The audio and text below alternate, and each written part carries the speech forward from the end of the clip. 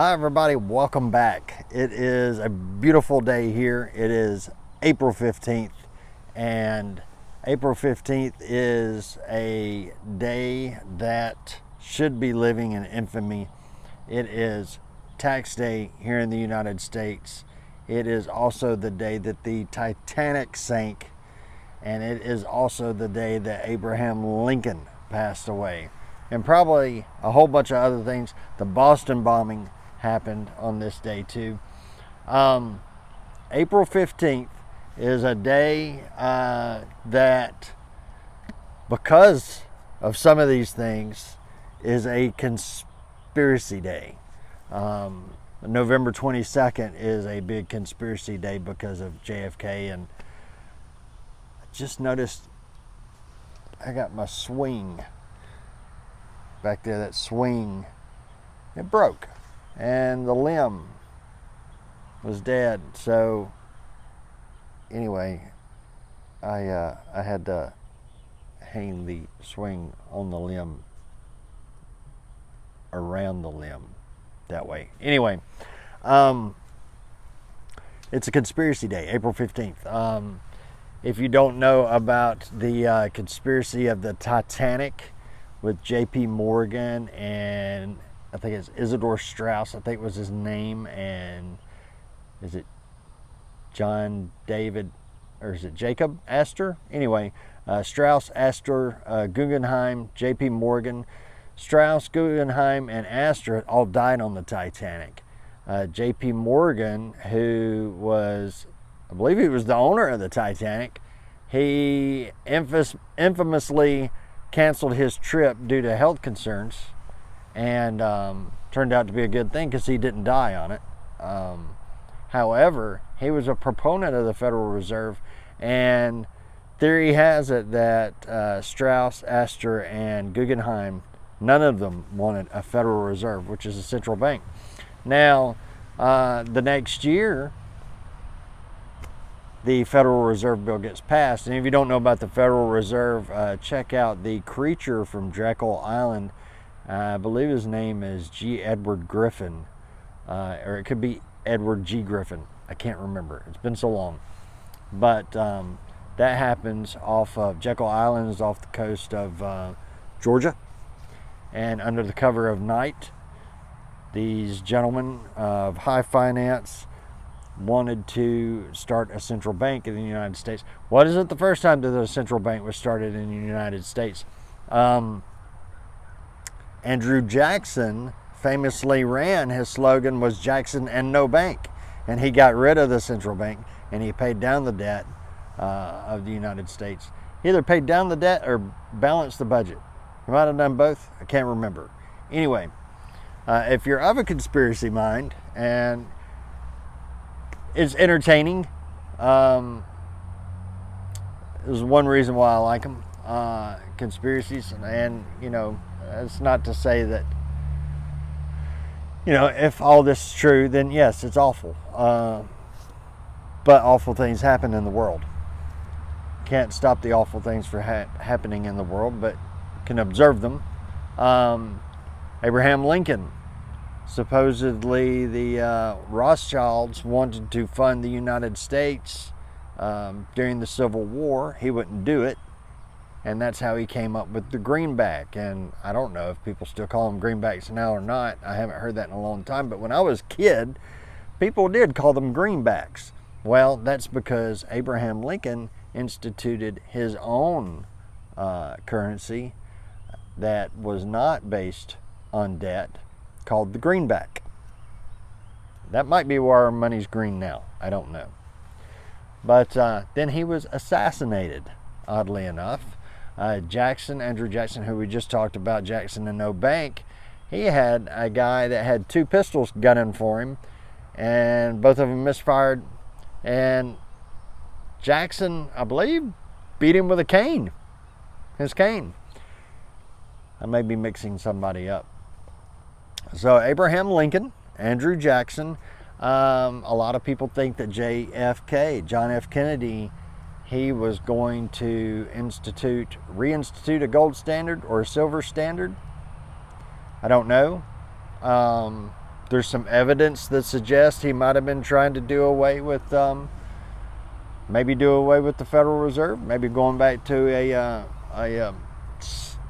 something tangible based monetary system. He also was assassinated. Varying theories on who would have assassinated him. And I do have to throw this out there. When I was waiting tables, there was a couple who would come in, and they were very sweet, a very sweet couple.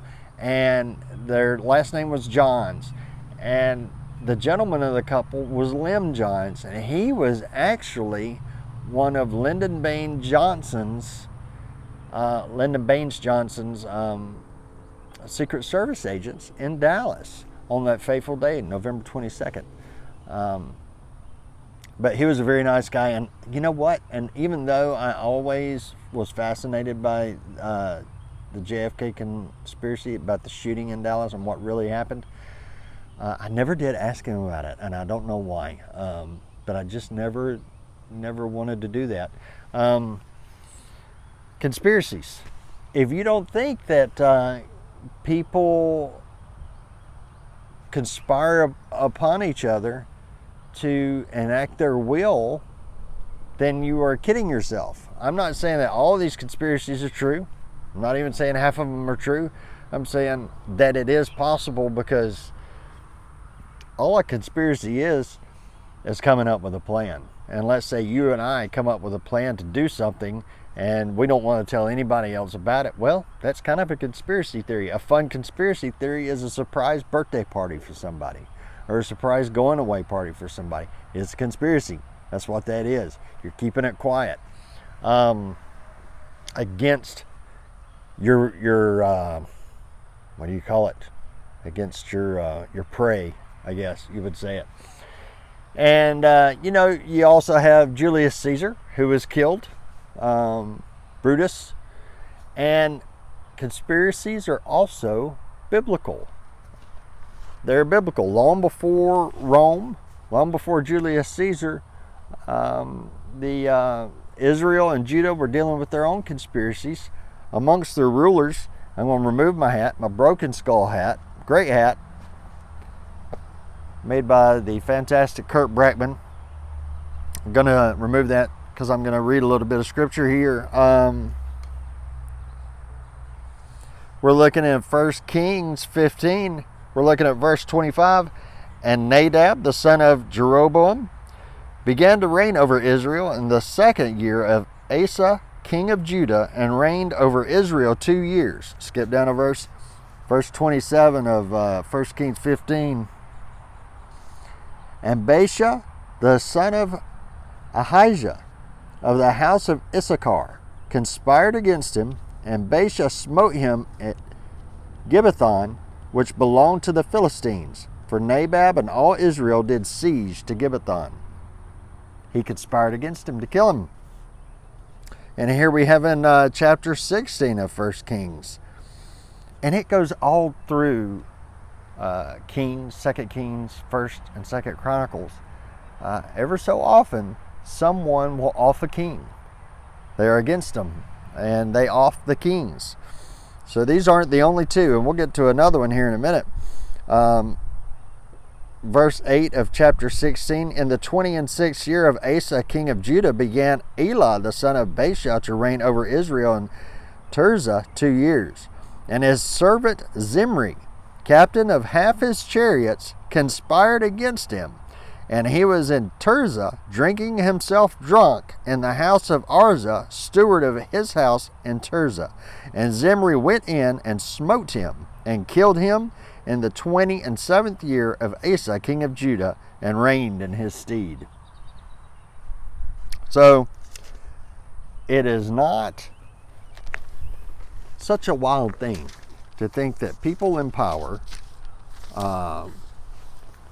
people with money, people in power, conspire to enact their will with other people. And things can get compartmentalized, whereas, the right hand doesn't know what the left hand's doing. But as long as they're working in conjunction of the head conspirator, then everything's just fine. Everything's going along just fine. And let's see, let's look at There's also Naboth's vineyard, which Jezebel conspired to have him killed for his vineyard.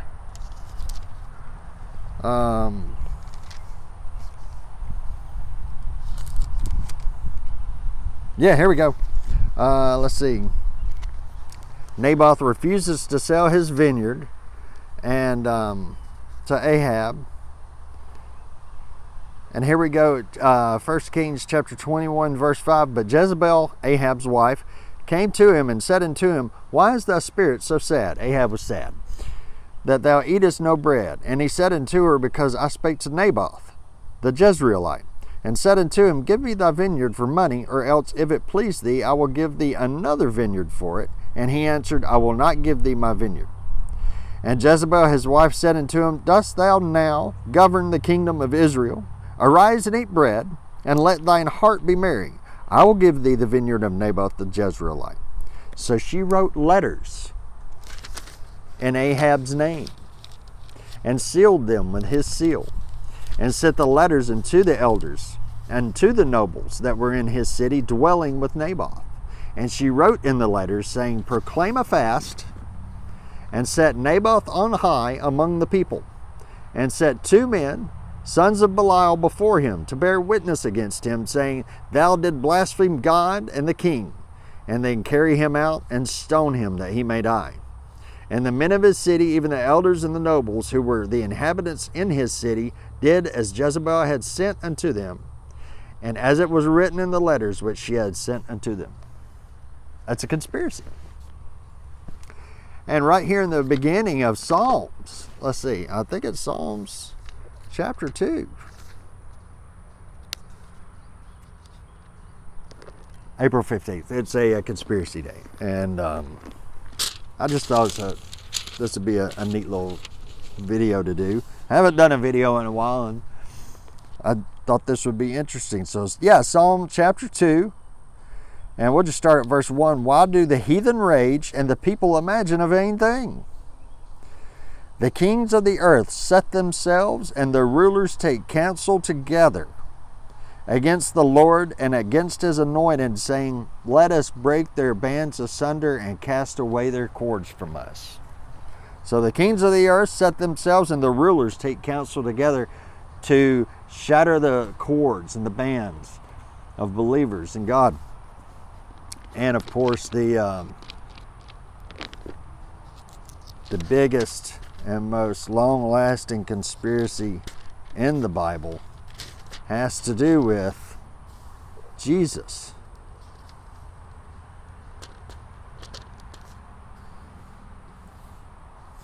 Let's see here.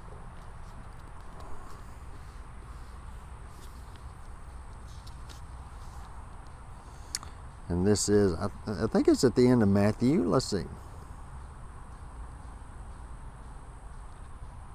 Okay, and this is after Jesus had risen, and his body is gone. And the watch, the guys who were paid, the soldiers who were paid to keep watch over Jesus' tomb to make sure that, quote unquote, his disciples didn't steal his body. Though the men of the watch fell as dead men because of the angel who showed up after Jesus' resurrection. And here we say in Matthew chapter 28, verse 11, and this is talking about the men of the watch. Now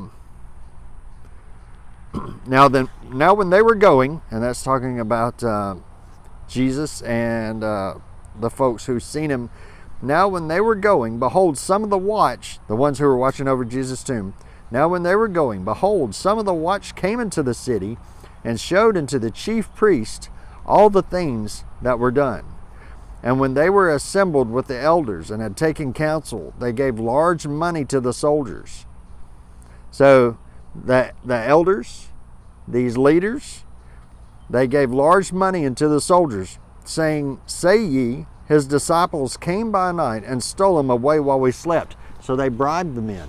They bribed them. They bribed these soldiers to say that we went to sleep, we passed out, we shouldn't have, but we did. And these elders gave them money. The chief council gave them money. And it goes on in verse 14, and this is the elders and the chief council saying, and if this come to the governor's ears, Pilate's ears, and if this come to the governor's ears, we will persuade him and secure you. So they will take care of them. Instead of Pilate, they will back them up. Instead of Pilate, who would probably kill them, he would have them put to death for falling asleep on their watch. They say, we will persuade him and secure you. Either they're going to pay him, secure him, they'll secure bail for him to get him out of jail. That's one possibility that they will do that. So the soldiers, they took the money and did as they were taught. And this saying is commonly reported among the Jews until this day.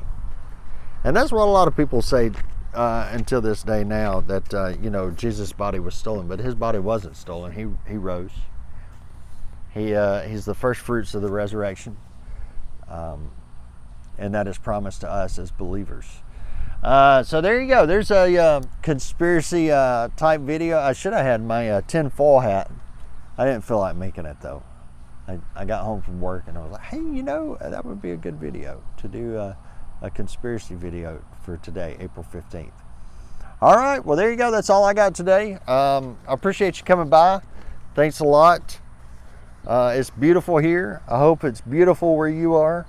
And I hope life is finding you well and happy and prosperous. Well, until we meet again, until next week, hopefully next week, y'all have a wonderful week and God bless.